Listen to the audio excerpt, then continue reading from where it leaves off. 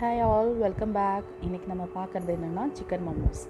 இதுக்கு தேவையான பொருள் என்னென்னு நம்ம பார்க்கலாம். இதுக்கு நான் 200 கிராம் சிக்கன் எடுத்திருக்கேன், 2 கேரட்டு, கேபேஜ் எடுத்திருக்கேன். இதுக்கு இவ்வளோ தான் குவான்டிட்டி, அதெல்லாம் இல்லை. நம்மளுக்கு எது சிக்கன் நிறையா வேணுமோ சிக்கன் போடலாம், வெஜிடபிள் நிறையா வேணுமோ போடலாம்.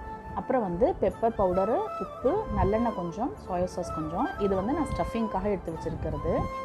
இதை நம்ம நல்லா குட்டியாக சாப் பண்ணி வச்சுக்கணும். அதுக்காக நான் ஒரு ஹேண்ட் சாப்பர் இருக்குது, அதில் போட்டு ஒவ்வொரு காயாக நம்ம நல்லா சாப் பண்ணி எடுத்துக்கலாம். ஃபஸ்ட்டு நான் கேரட்டை சின்ன சின்னதாக எடுத்து போட்டிருக்கேன்.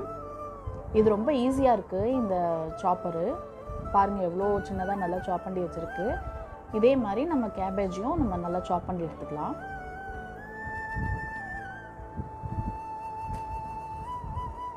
பாருங்கள் இதுவும் நல்லா எவ்வளோ சாப் ஆயிடுச்சு.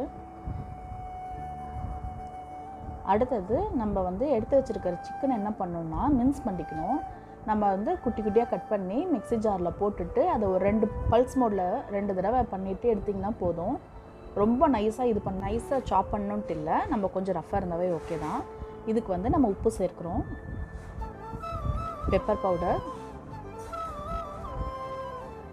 சோயா சாஸ், நல்லெண்ணெய். இது எல்லாமே நல்லா பைண்டாக்கிறதாக நல்லெண்ணெய் சேர்த்திருக்கேன். வாட்டர் எதுக்குன்னா இந்த மசாலா நம்ம ஸ்டீம் பண்ணோன்னே ட்ரை ஆகாமல் இருக்கணும், அதுக்காக வாட்டர் சேர்த்து இது எல்லாம் நல்லா நம்ம கை போட்டு நல்லா பிசைஞ்சு எடுத்து வச்சுக்கணும். இது ஊறணுங்கிற அவசியம்லாம் இல்லை, இதை தனியாக எடுத்து வச்சுருங்க. இதுக்கு நம்ம தேவைப்படுற மாவு பிணைய போகிறோம். 2 கப் மைதா எடுத்திருக்கேன். ஆஸ் யூஷுவல் நம்ம எப்போவும் பரோட்டா பிணையிற மாதிரி தான். இது கொஞ்சம் உப்பு, சர்க்கரை, எண்ணெய், தண்ணி எல்லாம் போட்டு கொஞ்சம் திக்காக நல்லா நம்ம பிணைஞ்சு வச்சுக்கணும்.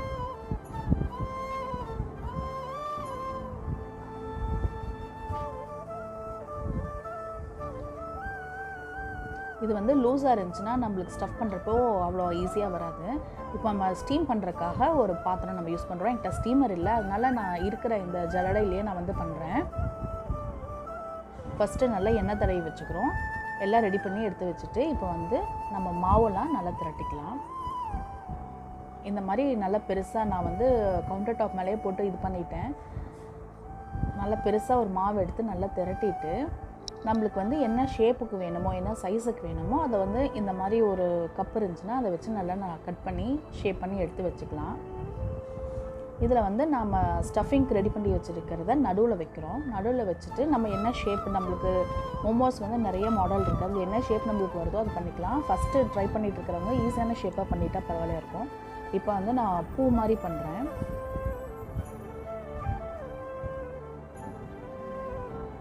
இது ரொம்ப சிம்பிளாக இருக்கும், ஆனால் பார்க்குறக்கு அழகாகவும் இருக்கும். இந்த மாதிரி எல்லாமே நம்ம பண்ணி வச்சுக்கலாம்.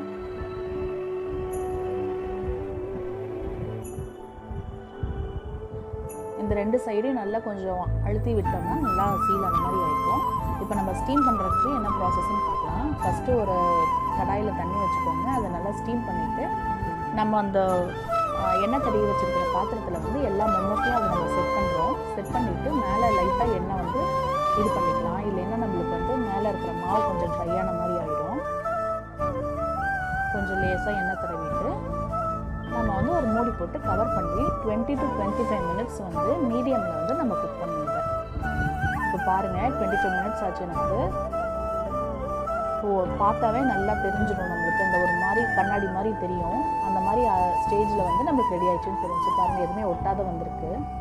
இப்போ நம்மளுக்கு மோமோஸ் ரெடி ஆகிடுச்சு. இது நம்ம ப்ளெயினாக சாப்பிட்டோம்னா ஒரு ப்ளெயின் டேஸ்ட்டு தான் இருக்கும், ஒன்றுமே இருக்காது இதில்.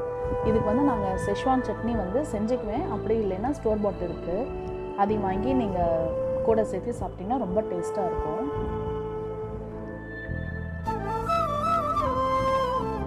பாருங்கள், நம்ம செஞ்சதுனால அழகாக பூ மாதிரி வந்திருக்கு.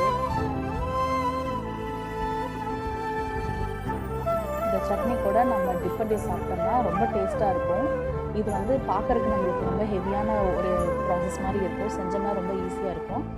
இது நீங்கள் கண்டிப்பாக ட்ரை பண்ணி பாருங்கள், உங்கள் வீட்டில் எல்லாத்துக்குமே ரொம்ப பிடிக்கும். இது எங்களோட ரொம்ப ஃபேவரேட்டான டிஷ். தேங்க்யூ.